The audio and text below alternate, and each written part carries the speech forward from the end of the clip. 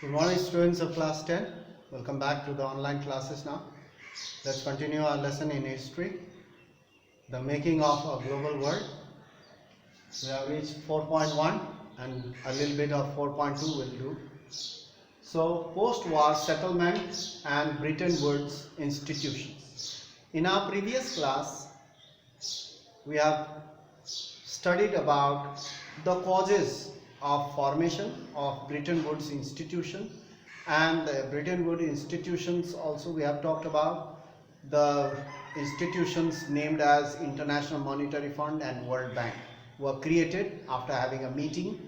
So these two institutions has helped the Western world, especially the industrial countries, nations, to grow and develop after the World War. So now we'll talk about the 4 points, remaining 4 points of 4.1.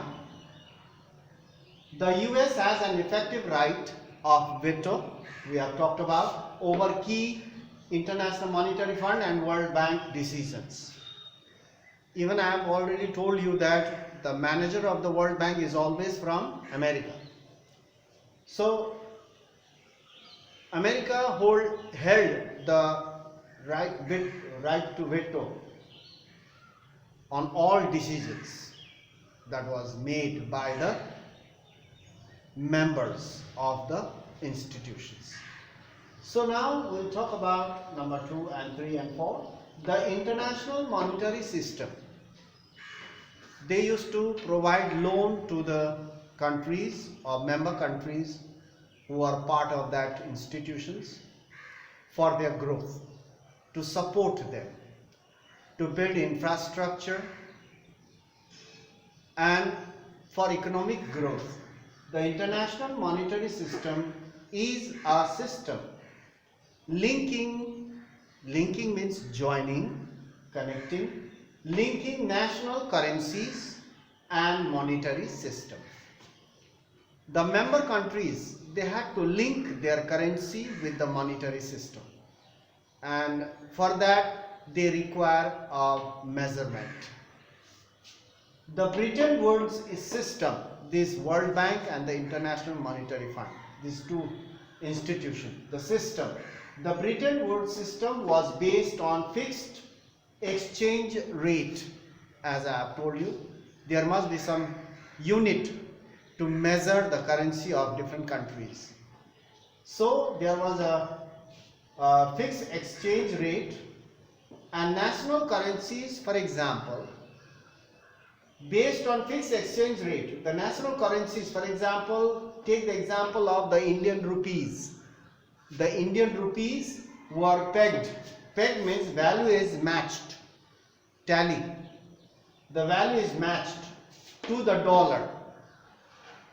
The countries around the world who are member of the Bretton Woods institutions, who want to have loan or who want to borrow loan from International Monetary Fund or World Bank, these countries have to link their currency with these institutions so that the institution can provide them the loan, and they must be the member of the institution.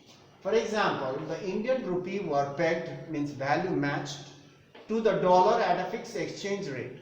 It has to match, the value has to match with $1 means how many rupees? How much money? Indian rupees. So the dollar itself was attached to gold. Dollar itself has to match with the gold at a fixed price of $35. $35 per ounce of gold. 1 ounce of gold, it requires $35.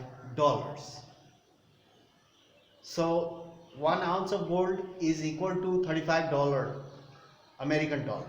So that dollar is again matched with the currencies of other countries. So that's why in the bank, when you exchange your rupees and dollars, the currency is valued according to the dollar. So that is called exchange rate. And it keeps on fluctuating. It will never remain stable. Sometimes the value goes up, sometimes the value goes down. So it fluctuates most of the time. So that is the post-war settlement and the Bretton Woods institutions. The currencies were linked, national currencies were linked with the institutions, Bretton Woods institutions, and the national currencies have to, value have to be matched with the dollar. And dollar itself is attached to the gold, $35 per ounce of gold. So in this way it has been fixed. That's called Bretton Woods institution. Now 4.2, we'll go to the next paragraph. 4.2, the early post-war years. Post means after, just after the war. So what the years were like. Number one, the Bretton Woods system. This system led to the growth of trade and income of the industrial nations. So industrial nations were much more benefited by these Bretton Woods institutions. What about the poor countries who were not the member of these institutions? So they were left there. They were not given the loans. If they want the loans from the World Bank and International Monetary Fund, they must be the member, or they have to be the member of this institution, and their currencies were linked with the system. So many countries were left out and they were underdeveloped. So that means these two institutions were more beneficial to the industrialized countries. So actually these institutions benefited the industrialized countries or industrial nations. Bretton Woods system led to the growth of trade and income of the industrial nations. You see that? Industrial nations. What about the poor nations? Where they had no industries, where their trade and industries were of poor status, they were not benefited. So you see, world trade, industrial nations, their trade grew by 8% and their income by 5% after these institutions between 1950 to 1970. Within these 20 years, from 1950 to 1970, trade grew by 8% and their income by 5% because of these two institutions, and the benefit goes to these industrial nations. You see that? The Bretton Woods institution. So now that's all for today. We'll meet in the next class and discuss more about it. We cannot go very fast, otherwise you'll get confused. You can't have everything at one go. So we'll do part by part, slowly and properly and clearly, so that it will be clear to you, you can answer anything. Only thing, you need to go through the online portal regularly and keep in mind what we have studied, so you don't have to mug up all the time. So that's all for today. We'll meet in the next class. Thank you for watching the video. That's all for today.